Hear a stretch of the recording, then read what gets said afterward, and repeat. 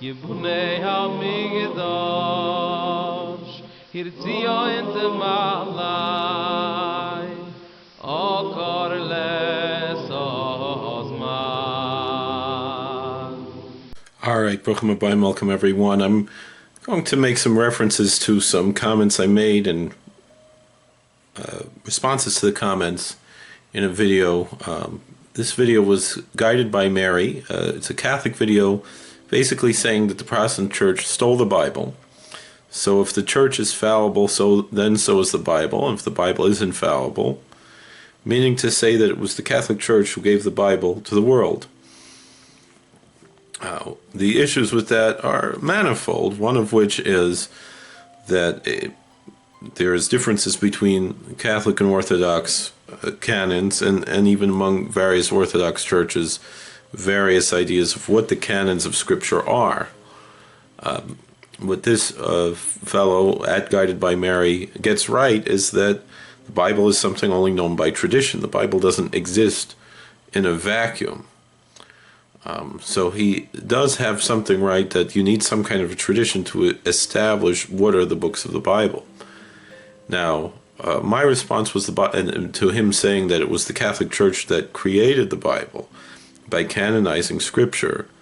My answer is that the Bible existed for 1,300 years before you guys added some random Greek books to the actual Bible. And although that might be a little bit disrespectful how I worded that, but the truth of the matter is they feel the same way about the Mormons, claiming that the Book of Mormon is also a testament of Scripture, kind of a third testament according to the LDS Church and some other churches like the Bickeronites and others that are not part of the LDS Church but nonetheless recognize this pretty random book that appeared 200 years ago.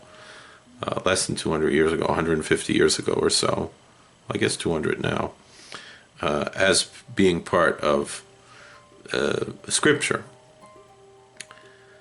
And so Guided by Mary answers, where'd you get that from? Are you not familiar with the Septuagint, the Bible used by Jesus and the Apostles? It was Greek. It included the 7 books that Catholics still maintain in Scripture today, the books that are often referred to now as the Deuterocanon. That's often why I explain when I say the Jewish Bible is pretty much the Protestant Old Testament, because Catholics have more books in their Old Testament, and Orthodox have even more, and some Ethiopian Orthodox, Oriental Orthodox, others have even more books that we don't have, and that the Catholics also don't have. But there are 7 books that Catholics have that Protestants generally will call Apocrypha. Were originally in the Protestant Bible, but just categorized as a different part of the Bible. So my response is that the Septuagint was a translation and only of the Pentateuch, as commissioned by Ptolemy. The Church made up the idea to call other translations to Septuagint, but those were done later. Also, the Septuagint, you say, even of the Pentateuch, is not the original translated by the 70 or 72 scholars as originally commissioned by Ptolemy. If Jesus existed, the records of him reading Scripture in the synagogues is mentioned in the Gospel accounts. Particularly we see in Luke, where Jesus goes into the synagogue and reads from the scroll of Isaiah and says, you've seen the Scripture fulfilled in me, and things like that. We're almost certainly in Hebrew with someone else standing by to translate in Aramaic for those who couldn't understand Hebrew to understand. Only in Alexandria the Jews used Greek in their liturgy, as we see people like Philo were quite ignorant of Hebrew and rather wild misinterpretations of Scripture due to the ignorance of the original tongue. That was my response. And Mr. Guided by Mary continues, that's not accurate, brother. The Septuagint wasn't just the Pentateuch. Yes, that's what was translated first under Ptolemy, but the rest of the books of the Old Testament, including books like Wisdom, Sirach, Tobit, and 1st and 2nd Maccabees, were translated and wisely used by Jews before the time of Christ. Just because they were widely used, first of all, doesn't mean that they were Scripture. That's first issue. Most likely, Wisdom of Solomon was written in Greek. Sirach, we know, was written in Hebrew. Tobit was probably written in Hebrew or Aramaic. And as First Maccabees, I might be wrong on this, but I believe First Maccabees is generally assumed to have been written in Hebrew and translated to Greek, whereas Second Maccabees is generally understood to have been written in Greek. I might have gotten that backwards, but I believe that's what the scholars generally understand. So his claim that these books were translated widely is actually, some of them were actually written in Greek originally. So he said they were translated widely, used by Jews before the times of Christ. That's why Jesus and the apostles, all Jewish. Some people question whether or not Luke was Jewish. Some say he was, some say he wasn't. Kind of ironic that the one apostle who probably was not Jewish was a doctor. Anyway, they quote from the Septuagint more than the Hebrew texts. I'm not sure exactly where he's getting that idea from. In fact, a lot of Old Testament quotes in the New Testament only match the Septuagint, not the Masoretic text. Now, that doesn't necessarily mean that Jesus or the apostles were reading the Septuagint text, but rather that the authors of the Gospels, who probably, with the possible exception of Matthew, and even Matthew most likely, were rather ignorant of Hebrew. Most of the authors of the New Testament seem to be rather ignorant of Hebrew. Matthew is the only gospel that might have been originally in Hebrew or Aramaic and translated to Greek, but that's most likely not the case. Mark is, of course, the oldest of the four gospels, and yet still, these are later. Everyone agrees that those books were later than Paul's epistles, which were almost all certainly written in Greek. So that's only the fact that their text matches Septuagint texts only goes to say that this is how, when the church started to write these books, and they did these things, that was how they handled them. And of course, since the church also was the one who preserved the Septuagint text, so it makes sense that they changed what they call, that's not really, again, what they call the Septuagint text, or the actual Septuagint text, we know were changed by the church later. Now, also saying the church made up the idea to call the later translations the Septuagint just ignores the fact that the term Septuagint came to refer to the whole Greek Old Testament over time, not just the 5 books. That's just how language and history works. It's a semantics issue. You want to argue back and forth, but for the most part, most of the post-Pentateuch books that we call now the Septuagint, they've been preserved by the church, and so it's safe to assume that the church changed them over time to fit their needs. Alexandria wasn't the only place using it either. Greek was the common language across the Eastern Mediterranean. That's why so many Jews outside of Judea needed scripture in Greek. Well, again, so if Jesus lived in Judea, I guess you want to say the Galilee, a lot of the Galilean people maybe were more ignorant. But within Judea, a lot of people were ignorant of Hebrew too, which is why they used the Aramaic. But as far as using Greek liturgically, which is what I was talking about, not necessarily translations for edification and study, but rather as far as this issue of liturgical reading, I'm not aware of any community. It could be different, but generally it was the Alexandrian community in Egypt, which was a very large Jewish community. Philo was from there, and it was close enough for, I know there's record that Philo once came to Jerusalem to offer sacrifice. That community pretty much conducted all of their liturgy in Greek, including scripture readings. But as far as that community, most likely they only did Torah readings. I don't know if that was a community that had the practice of the Haftarah reading or the Megillah readings. So that's a different issue there as well. And the claim that Jews didn't use those books is also off. They were used in Jewish liturgy, referenced in Jewish writings, and even found in the Dead Sea Scrolls, some in Hebrew or Aramaic, not just Greek. I don't know if he's talking here about the Deuterocanonical books. Now, it's true that Deuterocanonical books are mentioned in Jewish liturgy. The question is whether they are scripture or not. We have in our Yom Kippur liturgy to this day, Mara Kohen is a hymn that is part of the additional service on Yom Kippur, the Musaf service on the Day of Atonement, and the repetition of the liturgy, where it's pretty much a quote out of Sirach, of Ecclesiasticus ben Sirach. Dead Sea Scrolls really doesn't prove anything. They were a heretical sect.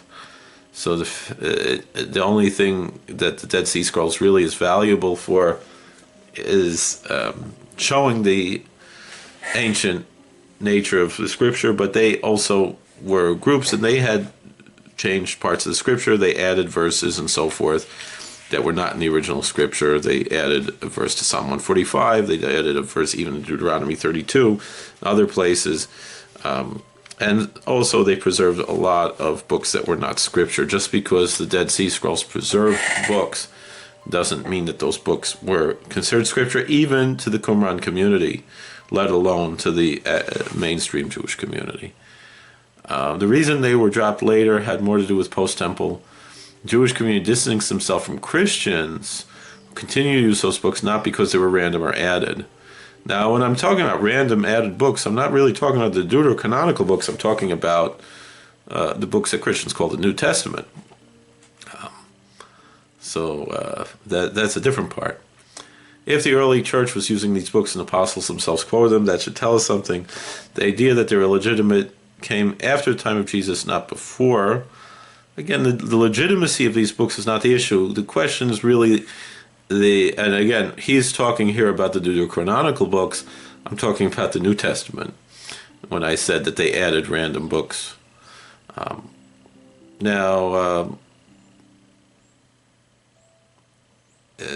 But as far as the Deuterocanonical books, they were just popular literature. They were and there's some piety in those books, and there's also some problems in those books. But it had nothing to do with distancing from Christianity, not including those books. Those books were never considered to be canonical. The idea of canonizing scripture is it metame es yadayim? Does it render the hands unclean? Now, the only book of the Deuterocanon or Apocrypha, whatever term you want to use, that we see quoted very often in the Talmud is Ben Sira. And there was discussion whether or not it should be included in the canon. And just like in the Catholic Church, where they decide which books were canon and which books were not, in their synods and in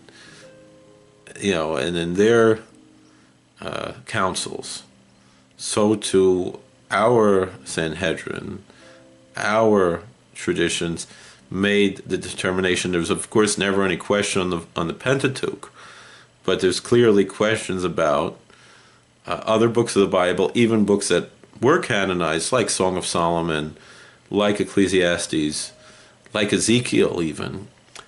And yet these books were canonized, whereas Ecclesiasticus was not, or Ben Sira, however you want to call it, was not canonized, but that still it was studied. And it's, like we said, it's often quoted in the Talmud. There seems to be references to Tobit in other books, and the rabbis were familiar with the other books of the Deuterocanon.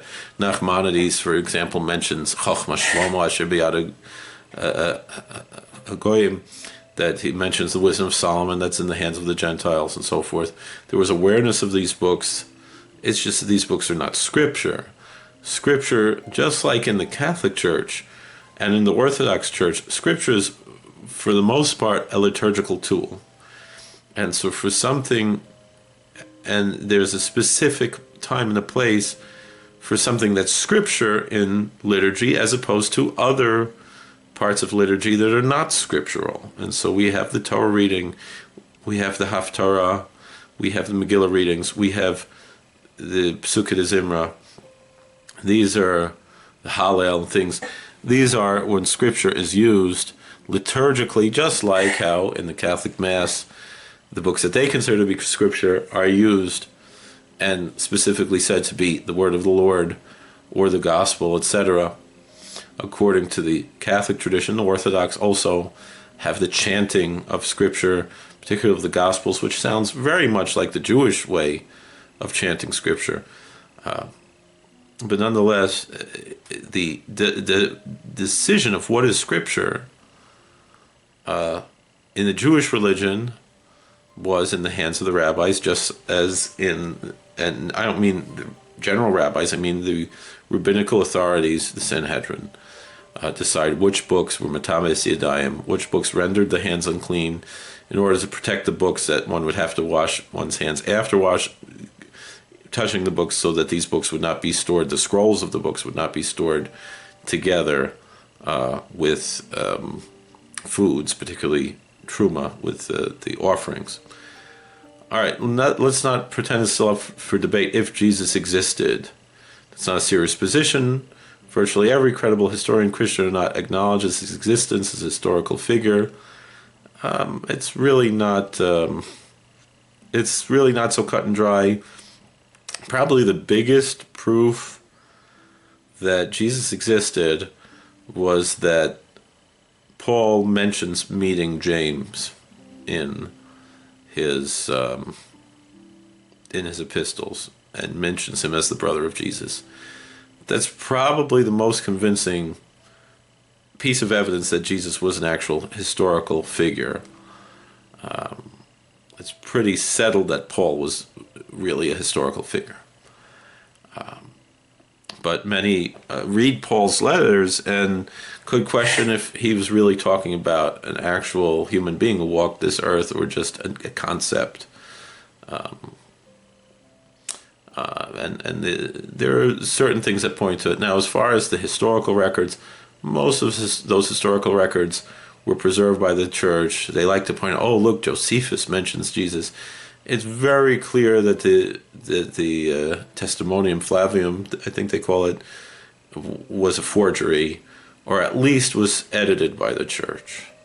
It's possible that there was something mentioned there, and it was probably, especially if you look at some of the Arabic transcripts of Josephus, that it could be actually, it was negative about this figure, and that the church edited to sound positive, taking really the same words that were, if we could even call him a man.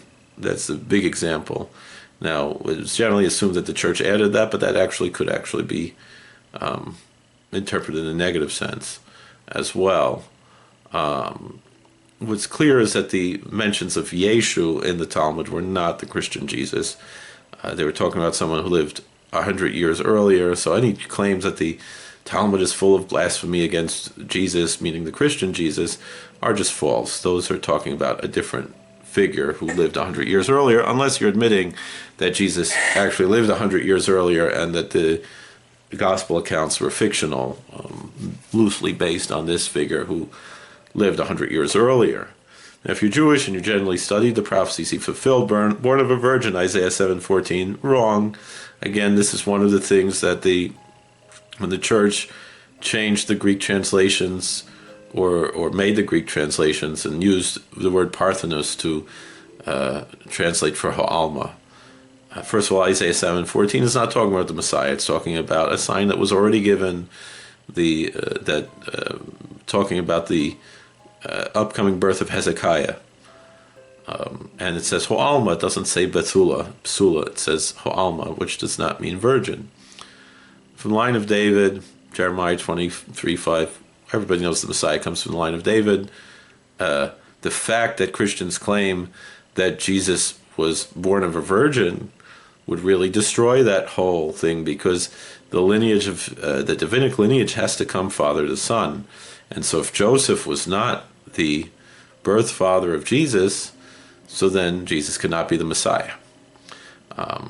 and then you have the conflicting genealogies in Matthew and Luke, of which the Catholic Church, I believe, generally says that Matthew was the lineage of Joseph and Luke is the lineage of Mary, even though it doesn't say that. That's fine. I don't have a problem with that. But nonetheless, the fact that Mary comes from the line of David is insignificant as far as being Messiah, and if Joseph is not his birth father, also the same issue. And the fascinating thing is those are the two Gospels that have the nativity narrative. Born in Bethlehem, Micah 5:2 doesn't say that the Messiah will be born in Bethlehem. It says he will come from Bethlehem, meaning from David, who is from Bethlehem. Pierced for our transgressions, Isaiah 53:5. That's not what that means. It means that the fact that obviously all throughout Isaiah 40 through 66, the servant mentioned there is Israel, personified as an archetype, and that the fact that the Jewish people are persecuted and have been throughout history, that is that the Jewish people suffered because of the sins of the heathen peoples who persecute the Jewish people. That's the meaning there of Isaiah 53:5. Doesn't mean that to say that we bear their sins doesn't mean in the sense of atonement, but rather we bear the brunt of their sins, and hands and feet pierced. Psalm 22:16 doesn't say pierced, it says like a lion, ka'ari. Some say that the Dead Sea Scrolls say ka'aru, which doesn't mean anything, or cursed, but still doesn't mean pierced. And again, the church changed the Septuagint to make it look like it says pierced. It's honestly hard to dismiss him without ignoring your own scriptures. Really, no, because those scriptures are not what those things say. And if you know Hebrew, then you see that these are not really prophecies at all.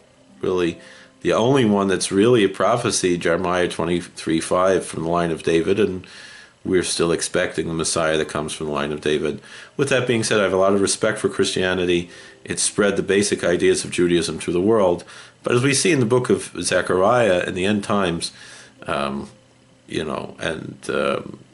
certainly I have respect because Catholicism is a more honest form of Christianity, because Catholicism and Orthodoxy have apostolic succession as opposed to the sola scriptura nonsense of the Protestants. But nonetheless, we see in Zechariah that in the end times, the Gentiles will come to he who is a Jew and say, let us go with you because we have heard that God is with you. We know that, the truth is only one of us can be right. Either Judaism is right or Christianity is right. And the Bible says that the Gentiles will come to the Jews and say, let us go with you because we have heard that God is with you. So we see, therefore, that the Bible attests to the fact that Judaism is the true religion. And, of course, the greatest proof is, we see in Deuteronomy 4, bearing witness to that which is in Exodus 19 and 20, that the entire nation heard God speak at Sinai. There's nothing like that, not even the Pentecost event in Acts 2, that maybe several thousand people had an experience. But if God really changed his mind and so forth, as the church claims, which is not really what you read out of the books that the church calls the New Testament. Really, if you read the books that Christians call New Testament carefully enough, it's obvious that they're not, meaning even, let's say, this fellow's right.